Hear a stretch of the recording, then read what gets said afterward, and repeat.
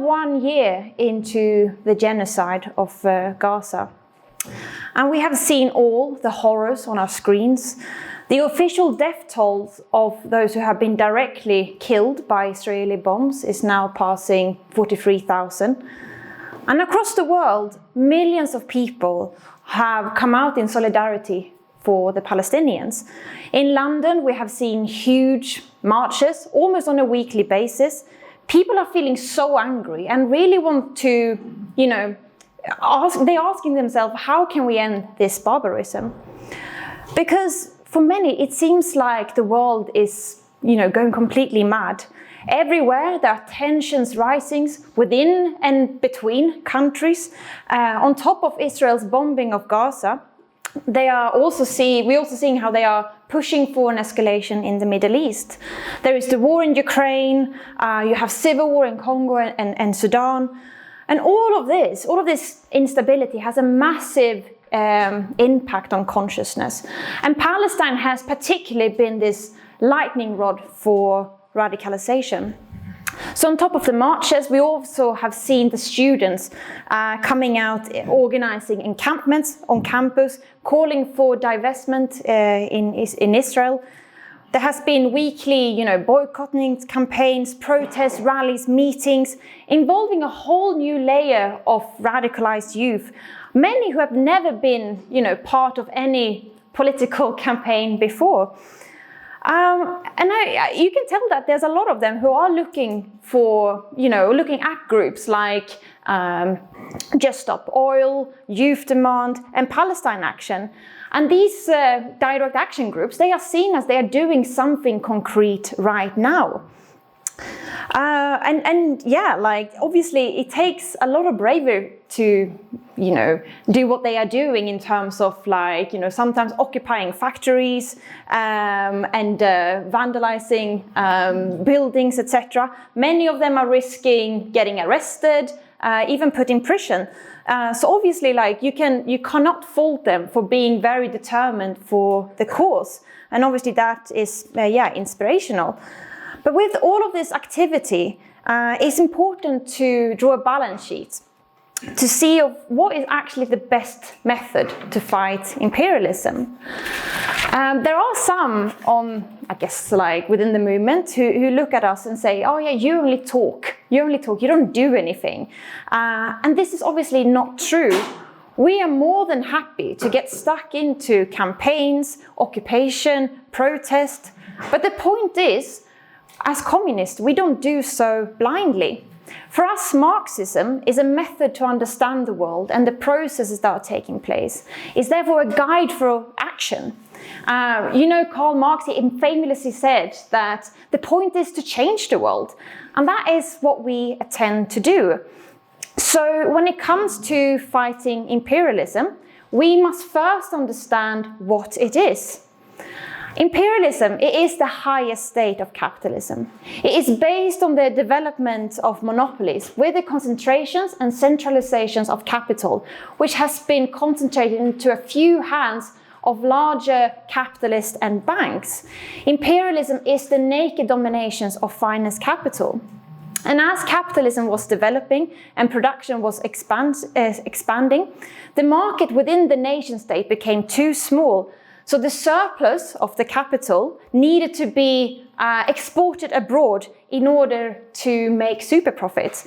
Because if you build a factory abroad, you can pay the workers tiny wages and therefore massively increase your profit margins. Now these capitalist countries, they start to dominate the world by dividing up territories and spheres of influence, markets. Imperialism is not an evil idea. It is the logical development of capitalism. The historical role of capitalism was to massively develop the production and concentrate it into giant monopolistic firm on a world market. And with the concentrations of capital, the capitalist nation state is now closely interlinked with private and state monopolies. And these nation states are backing these monopolies' interests to make profits. Today, you look at the US, it's the most powerful economic country on the planet. Out of the 500 biggest companies in the world, the US accounts for 201, which equals to 45% of the global brand value. It's almost 3 times as much value than China produce, and 8 times more than Japan and Germany. And although we know, we talked about this throughout the weekend, the US is the most dominant country in the world, but it has gone through a relative decline in the last decade. In 1995, Chinese GDP was 10% of the US figure. Today, I think that this is from a figure from 2021, it reached 75% of the US GDP. So the US has declined as a power relative to other countries. It means that they no longer can play the role of being the world policeman as it once did.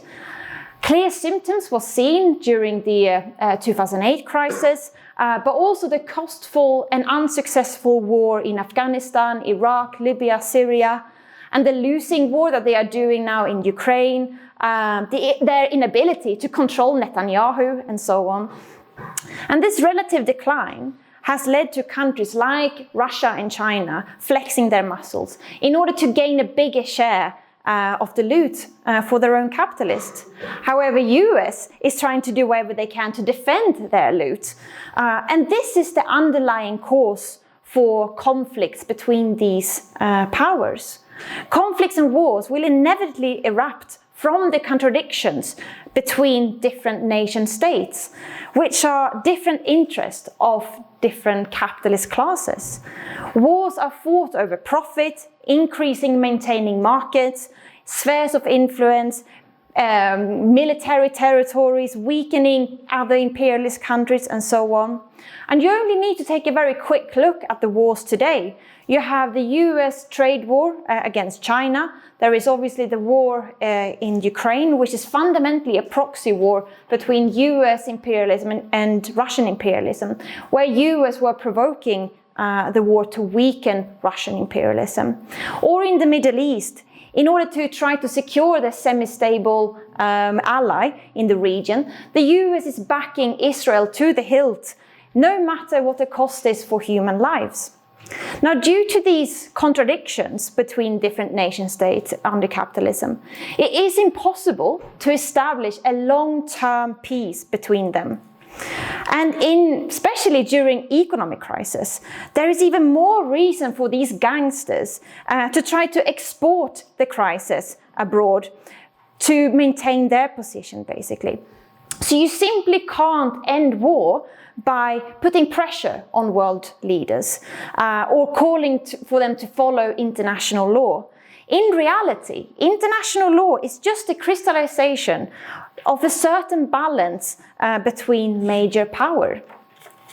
Now, capitalists, they resort to war precisely because that normal method of diplomacy are insufficient, and they can't secure the interest because of that. So, in the words of Clausewitz, wars are simply a continuation of politics by other means.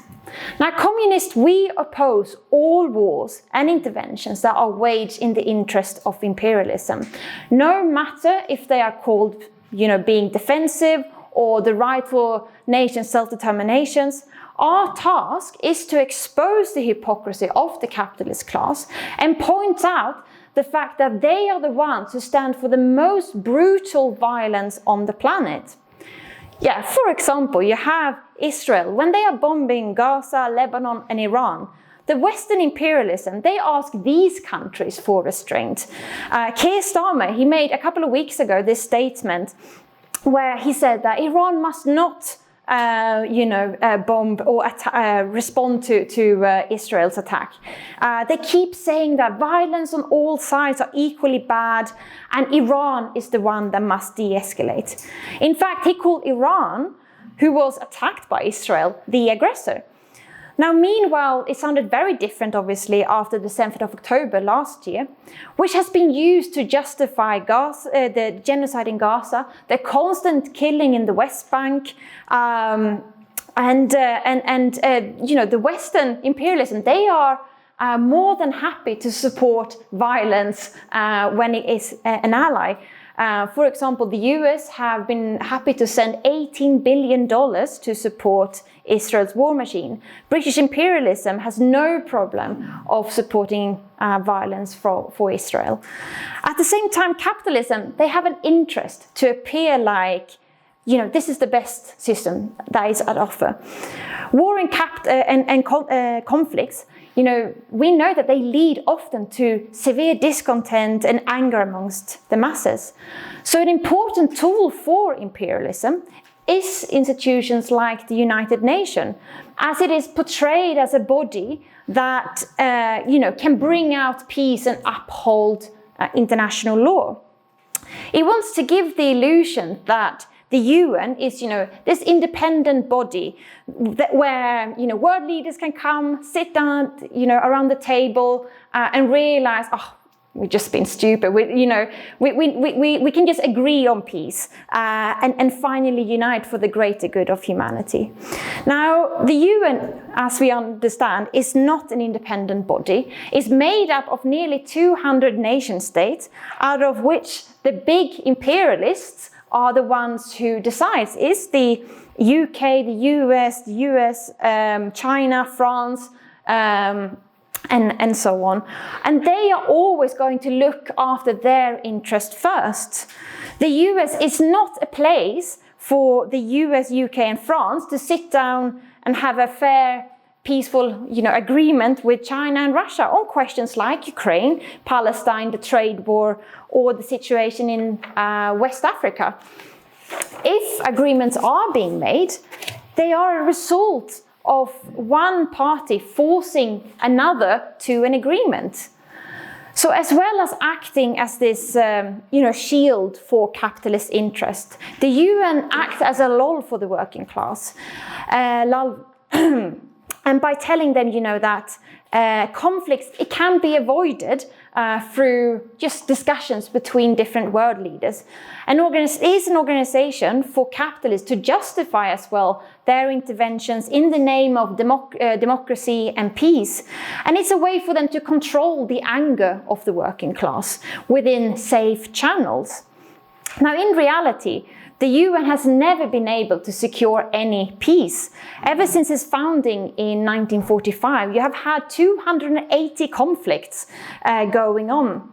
In fact, the UN has also been used several times to intervene in different countries to secure Western rule. They did so in Congo, where they helped the CIA to topple the first elected prime minister, and he was assassinated under their watch. They also more recently sent peacekeepers to Haiti, which they did after the US had organized a coup against the left-leaning government. No peace was established after that. Instead, it has only caused more instability in the country, where the peacekeepers has really been gangsters. Under no circumstances we can have any illusion or saw any illusions in institutions like the UN, as it hinders us to understand what the real cause for war is. We should have no confidence that there can be any long-lasting peace achieved within capitalism through diplomatic means. It obviously does not mean that we wouldn't fight for ceasefire in Gaza or demand to stop the bombing. Of course, we want the slaughter to end, but we should make clear that a ceasefire on a capitalist basis would at best return things of how it was before 7th of October, which was a situation where Palestinians was constantly being attacked by the Zionist regime. So even if peace is possible for a short term, on an imperialist basis, it would at best, pave the way for future war. So we must always take a position of class position to war, where we explain that wars, they are being carried out because of imperialist interest of the ruling classes at the cost of the masses. And our main task today is to expose and to fight our own ruling class, the capitalist class, the British capitalist class here. who are, complicit in the genocide, who are complicit in the in imperialist interventions, and also responsible for making life here miserable for workers in Britain. So we are always basing ourselves on class struggle to fight war. And it is because the workers has the power to bring down the capitalist warmongers. When the working class are organized through mass actions like strikes, and where the struggle is directed towards the real main enemy, it is a serious force to reckon with. And to end all wars once and for all, we have to fight imperialism by replacing the capitalist system with socialism through international revolution. Therefore, we always say no war but class war, where we aim to put the working class in power so we can democratically plan the economy for needs and not for profits. That is the only way to tackle the problem at its roots. Now, pacifism, they have a very different approach to war. For them, it's a question of moral. It tried to tackle it from a moralistic point of view, where they believe that all wars, all kinds of violence are unjustable, and that all disputes needs to be settled through diplomatic means. The main method then for pacifists is one of non-violent direct action to establish peace through diplomacy. Now, as pacifists, they take a principled stand against war and against, violence in general. Most of them believe that it is completely unjustable to defend yourself, for example, by using violence. Let's take the most famous pacifist in history, Gandhi. He discouraged his followers from insulting their oppressors by also said, you have to put up with assaults. He even said, this is a quote, "A civil resister will not salute the Union Jack, nor will he insult it or its official, English or Indian. In the course of the struggle, if anyone insults an official or commits an assault upon him, a civil resister will protect such an official from insult or attack, even with the risk of his own life." So the idea that all violence is equally bad, it leads to major mistake, basically. First of all, I would point out that you cannot compare the violence that is carried out by an oppressor to the violence that is carried out by an oppressed group. The violence that is carried out by an oppressed group is one of self-defense, which is obviously not the same as the one from the aggressor. Violence from a slave owner to keep the slaves in their chains is fundamentally different from the violence used by a slave to break himself free. So we do not have a fixed principle when it comes to the question of violence, because we always need to look at the concrete situation. We must look at what are the consequences from each specific war, for example, to determine if it is, justified or not. For example, the colonial wars and the colonial independence war during the post-war period was something that we would say is progressive, and we would fully support them because it brought down colonialism and it struck a very heavy blow against imperialism. Obviously, this does not mean that we support all kinds of violence whenever it's used by a group that are oppressed.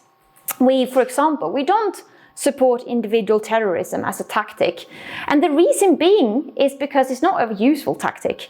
First of all, a small group of armed individuals cannot overthrow the power of a bourgeois state. The capitalists, they don't base themselves on individuals, but they base themselves off the domination of the class of bankers and capitalists over the rest of society. The ruling class, they uses the state apparatus to, the army, the judges, the police and law to secure their power. Individuals within this apparatus can always be replaced. So, for example, if one reactionary minister is being killed by an individual terrorist, another one will just be able to take their place, basically. And secondly, all acts of violence caused by, for example, individual terrorism, it only plays into the hands of the ruling class because they can use it to justify their rule upon the rest of the population. New laws, reactionary laws can be passed, giving the state more power to, use against the workers. So far from weakening the state, it only serves really to strengthen it. And as individual terrorism is, it's an action that is very detached from mass struggle and mass action. It cannot raise class consciousness, where workers realize their power that they have in the production, where they can realize their role in transforming society. It actually leads to the opposite, where workers are being pushed away from the struggle. So even if you have a particular act from, terrorism that is, successful in the sense of that, it would only convince a certain part of the working class, like, yeah, okay, we are not needed in the struggle. We can leave it up to a small group of people. But the question is, does pacifism lead to less violence? And to answer that, you only need to look at the Sudanese revolution in 2018 and 19, which was, we can look at what the country is now. It's barbarism. Not due to the struggle of the masses, which was heroic, but due to the leadership that was very much basing themselves on pacifism. The Sudanese revolution, it really, it was a massive thing. It brought down the old Bashir regime. It did so through national-wide strikes, through a civil disobedience campaign. It was a mass movement that really brought the whole country to a standstill. But when the movement was repressed by the security forces, killing dozens of people, what the pacifist coalition did, which is called the Forces of Freedom and Change, they responded by halting the movement and actually go in and try to negotiate with the military councils. After a few days, a deal was made, and you had a new ruling sovereign council that was formed, which included members of the FFC and military representatives from the old government. They also had a new prime minister and so on. Now, the leaders of the revolution, they saw this as a huge victory and especially a testament for non-violent resistance. But the fact is that these pacifist leaders, they made a rotten deal with the people who had been in the government, and they were just waiting for the next opportunity to crush the revolution. And obviously we can look what happened. In 2021, they took the opportunity by carrying out the military coup against the prime minister. The coup actually gave an upsurge to the revolution, which was then met by brutal violence. They killed, raped, injured hundreds of people, ruthlessly trying to clamp down the revolution. And at the stage, when a revolution is under attack, and the only way then to kind of end the violence, to protect the masses, to protect the aims of the revolution, would have been to let the working class defend themselves through organized arms defense committees. But the leaders, they left the working class completely defenseless and instead appealed for peace. They even asked for assistance from international community. And look what that has led us. You have civil war right now in Sudan. The revolution has been crushed and so on. And it really reveals the abstract pacifism. It doesn't, prevent violence. It also shows what happens when you trust the ruling class, when you make deals with the capitalists. The ruling class will never freely give up their power. They will try to counterattack. So it is actually extremely irresponsible and dangerous to not organize a defense of the revolution. You compare it with the Russian Revolution, which was, when the masses took power through the Bolshevik Party, and they did so in a complete bloodless fashion. The reason for a peaceful insurrection was due to the patient work of the Bolshevik. By political means, they had in the 9 months leading up to October won democratically over the workers, peasants and the masses to the revolution. 9/10 of the revolution had been done before the insurrection. But also another major difference between the Sudanese pacifist and the Bolshevik is that the Bolshevik knew that the bourgeoisie would never give up the power freely and that they will try to counterattack. So the Bolsheviks were prepared to defend the revolution. And they were proven correct. Straight after taking power, you had 21 foreign armies invading to clamp down the revolution. You had the Russian capitalist class mobilizing for the White Terror. Now, what should the new Soviet state do in that situation? Should they appeal to the League of Nations? Should they just accept it? Should they ask Gandhi? Well, he would just say, well, you just have to accept it and put up with assaults and so on. And this is why we do not have a principled stand on violence. Bolsheviks, they had to militarily defend themselves. Otherwise, the revolution would have been squandered. Now, communists, we are not bloodthirsty people that love violence. We want as peaceful revolutions as possible. But the question is, how do you ensure a peaceful revolution?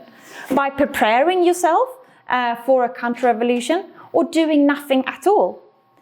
But because the pacifists have this position on violence, it leads them to only rely on the so-called solutions of international law and diplomacy. You see this within the Palestine Solidarity Movement, where Palestine Solidarity Campaign, Just Stop the War, Jeremy Corbyn, trade union activists like Mick Lynch, they all said that what is needed to end the oppression and the occupation of Palestine is a just settlement based on UN resolutions and international law. And they keep referring to this. And I think, I know that is because their reformist outlook. They don't believe that it is possible to replace capitalism. So then they have to limit themselves of these so-called solutions that capitalism has to offer.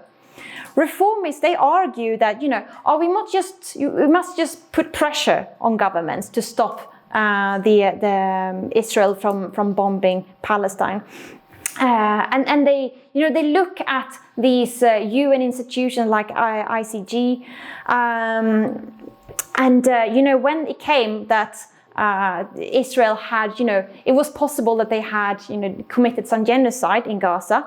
They said, all states need to, respect ruling, especially the UK needs to respect the ICJ ruling and so on.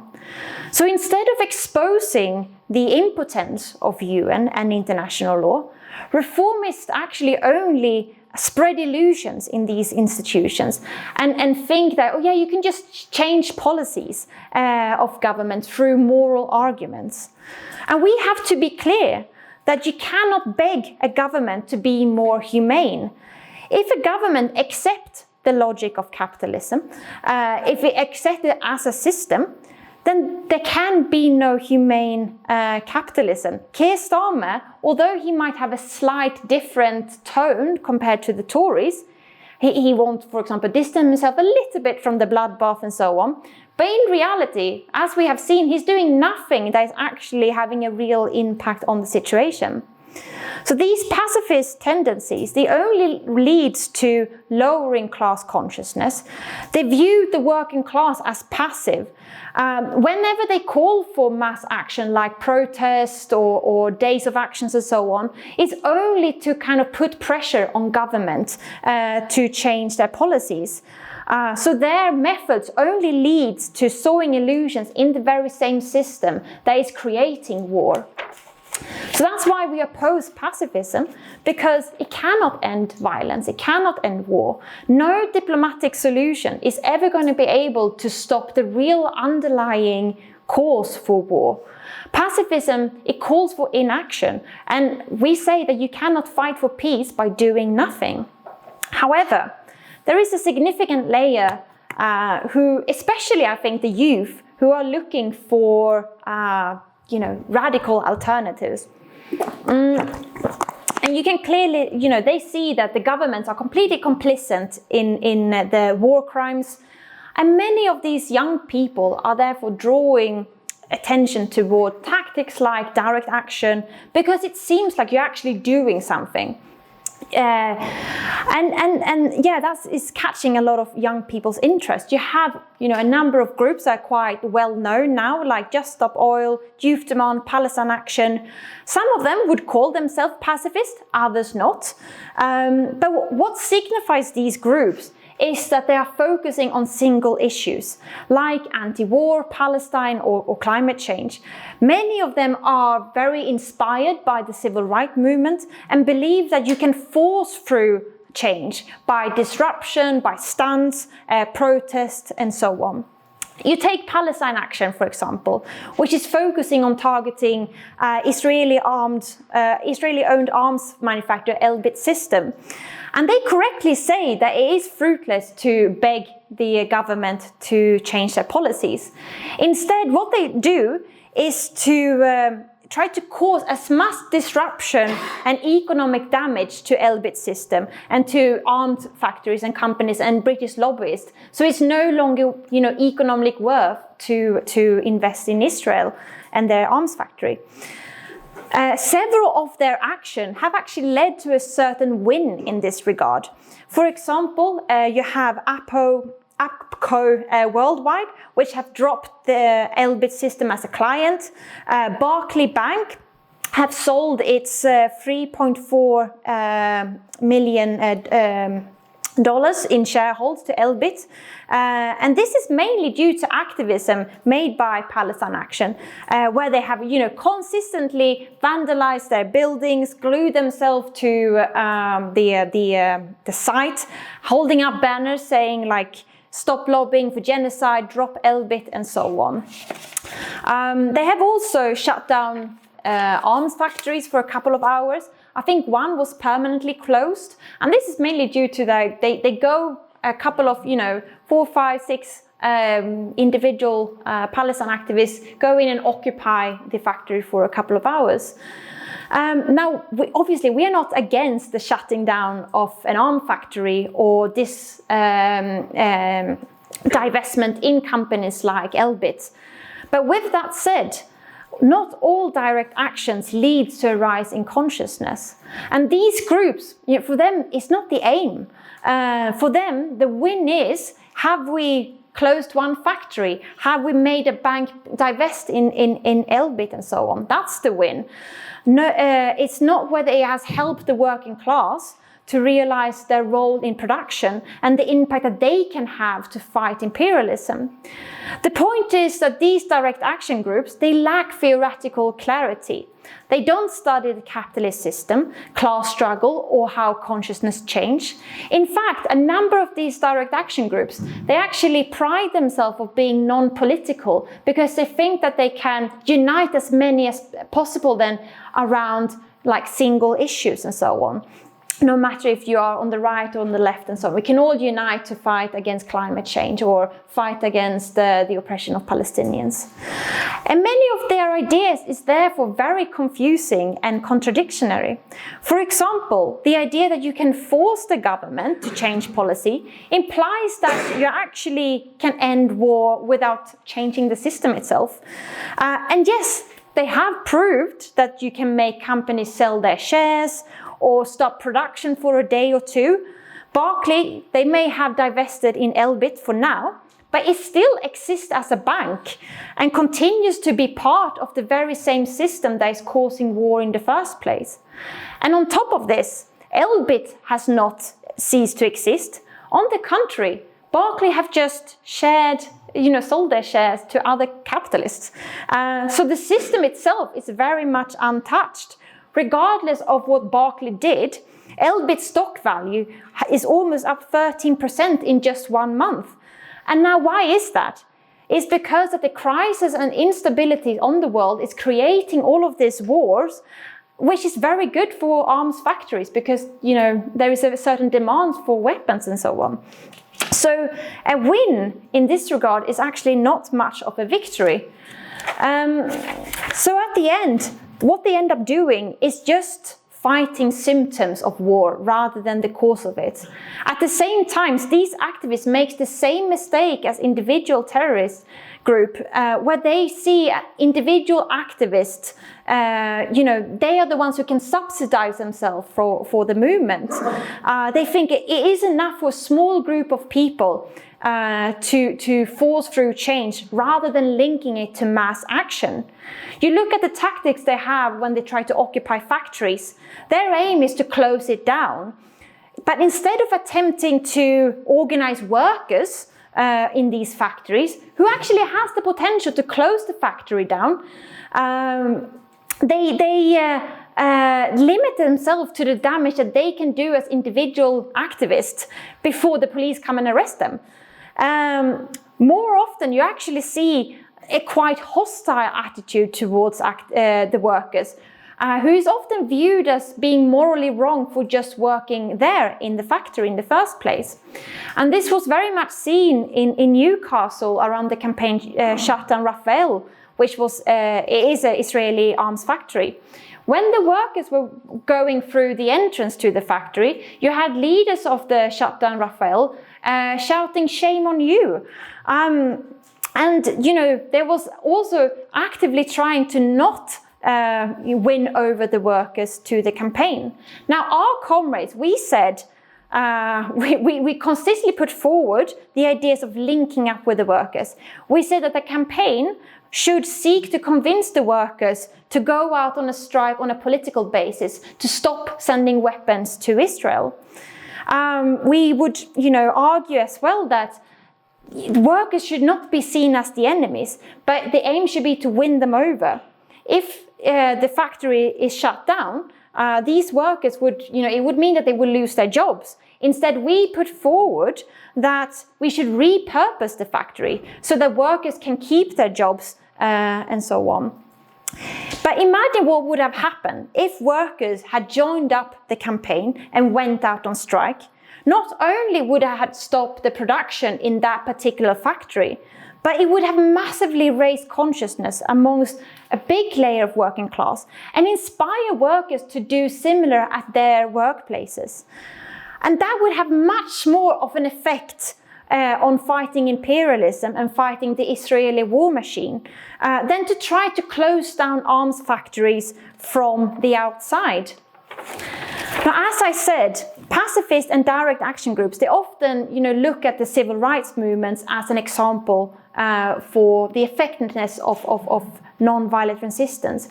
And they would say that the civil disobedience that was, carried out was what changed the legislative change in America. And yes, of course, this movement had a massive impact on the US, with people like Rosa Parks, Martin Luther King, action like the Freedom Riders, sit-downs, protests and marches. But you will draw the wrong conclusions if you look at these actions in isolations. First of all, the movement cannot be separated from the huge events of the Vietnam War. Was completely interlinked with this mass movement that was spreading across the US and in other parts of the world. And it was not always peaceful. It did involve some riots in certain cities in Americas. And the reason why you saw the change in America was precisely because you had a mass movement. You must also factor in as well the struggle of the Vietnamese guerrilla, which was, very much one of the main points which ended the war. It led to huge demoralizations amongst American armies, and it was common to see how soldiers actually refused to take up arms. Combined with this, you had the Black Panthers, which obviously did not base themselves on pacifism. In other words, the racist laws in America was not brought down by only civil disobedience, but because it was completely linked with a mass movement, both nationally and abroad. Let's not forget May '68 in France or the hot autumn in Italy. Both of these struggles involved general strikes, completely disarmed the state, And what was needed in those mass movements was not more direct action, but it was a revolutionary leadership that could have secured those revolutions. So in this context, the American ruling class were looking and was like, okay, let's give some concessions so revolution doesn't break up in the US.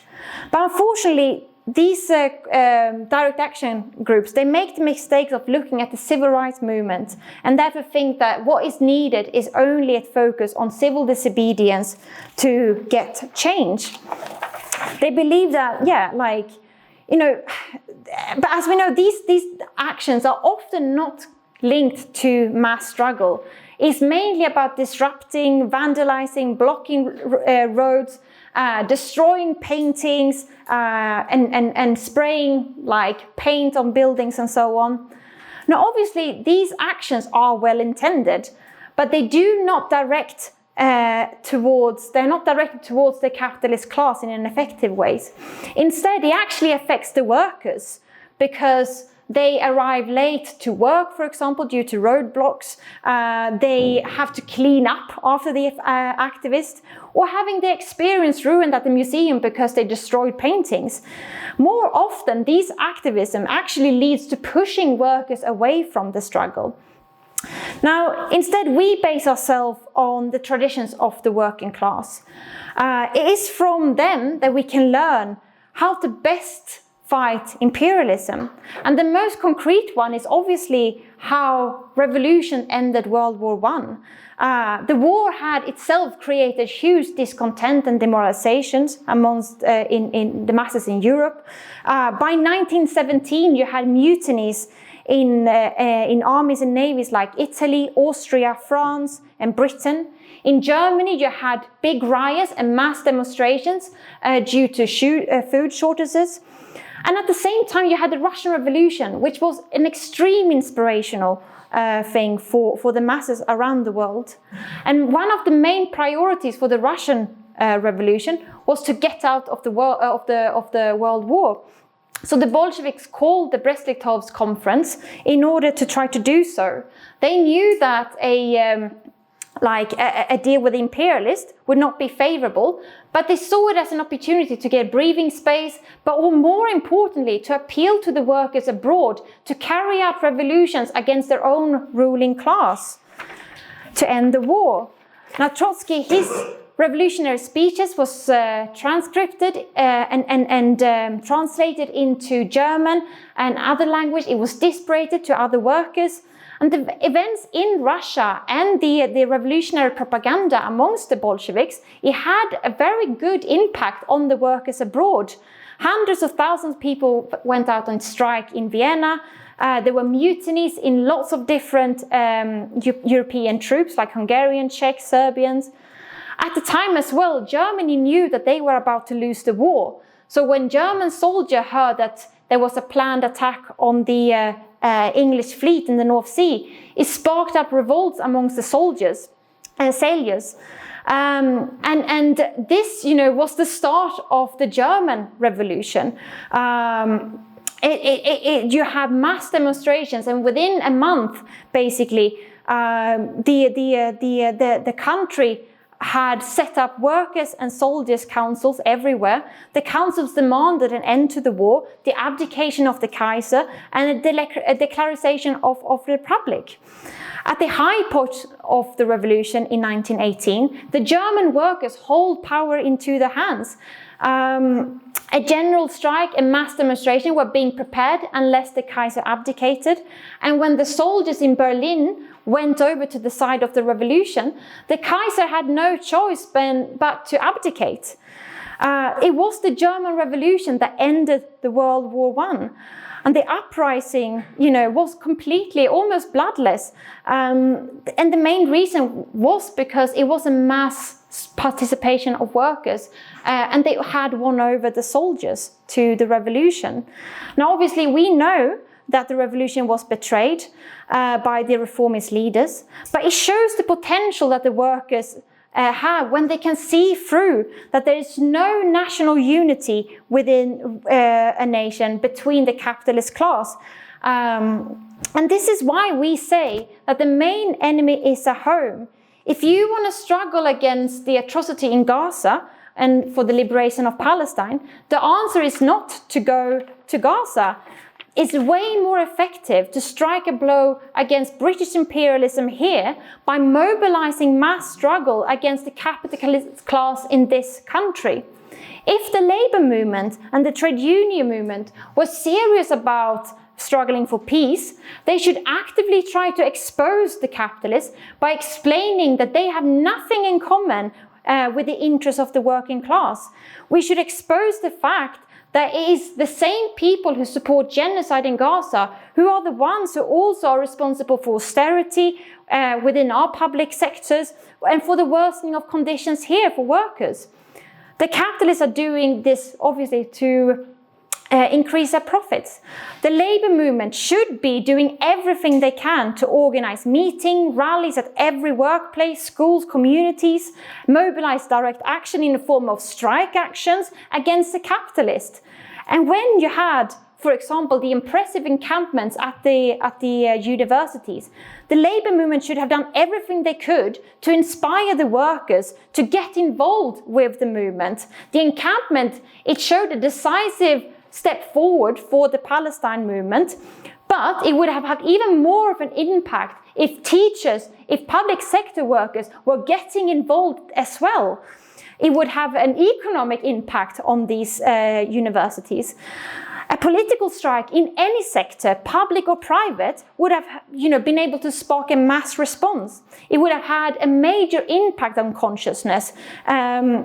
And basically, at the end of the day, we would also say that what is needed is a call to struggle against the capitalist system itself, to end all imperialist wars, but also to improve life for everyone here. And this is what the labor movement should be doing, but they are not. And unfortunately, the RCP is too small to play this role right now. But the most important thing that we can do right now is to prepare ourselves, is to prepare that revolutionary leaderships, because no one else is doing that. And we need to prepare it so it can be connecting with the masses. A leadership that is prepared to go all the way to end all capitalist wars, intervention, and establish world socialism. So thank you.